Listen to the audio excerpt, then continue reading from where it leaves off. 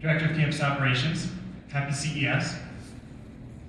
When I learned that we're going to come to CES this year, I suggested we bring our Series A funding in cash, go to blackjack tables and double it, but yeah, I didn't think that was a good idea. I don't work in the finance department. So I want to tell you just a little bit about our team, and then I want to get into the educational value of what we do.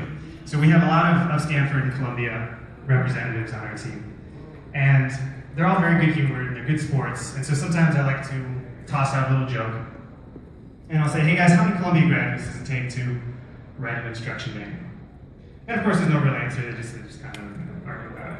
And to be fair, I'll do the same. How many Stanford graduates does it take to write an instruction manual? Again, there's no real answer, but it's fun to see the discussion arise out of that. But an even funnier question that also has no answer is this one. How many teenagers does it take to read an instruction manual? Take a look at this. Q1 of last year, just Q1. Apple sold over 74 million iPhones. Samsung sold 81.1 million smartphones. That's 155.7 million instruction manuals. Did you read yours? Did your kids read theirs?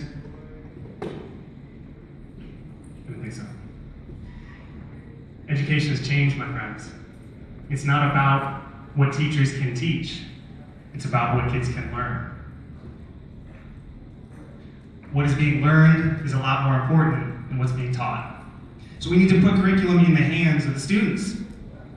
If a teacher tries to teach and students don't learn, who cares? If kids learn and the teacher hasn't taught it, or a teacher has taught it, great. That's what we're measuring. We're measuring what students can learn.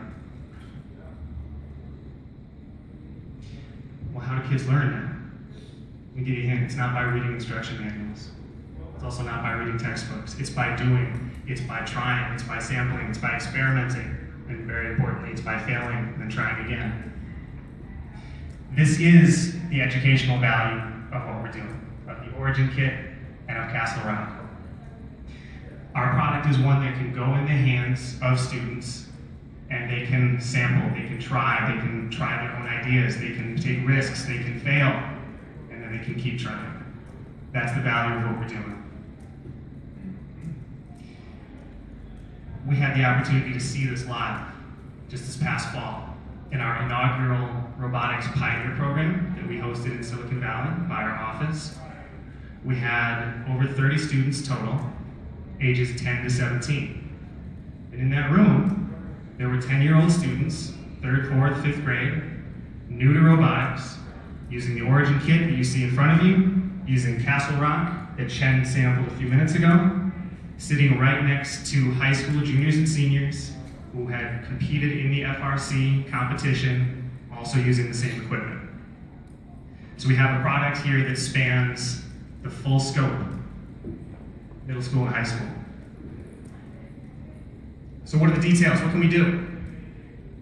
1 kid per student, 2 kids per student, 100 per student, combined kits. Just like Legos, the more you have, the better, the more opportunity. We want students to collaborate. These can be used in schools. It functions in a classroom as a curriculum. The same way, number 3, it functions individually. This is something students can use in their free time, after school, weekends, evenings.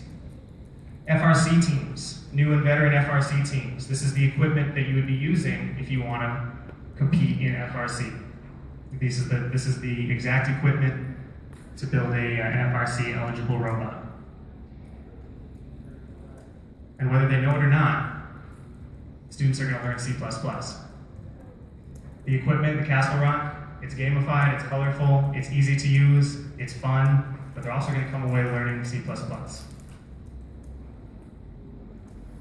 The robotics revolution is here, my friends. What will you build? We'll be here for the next 20 minutes, I think. If you have any questions, you can ask any robotarian. Thank you very, very much for joining us. We appreciate it.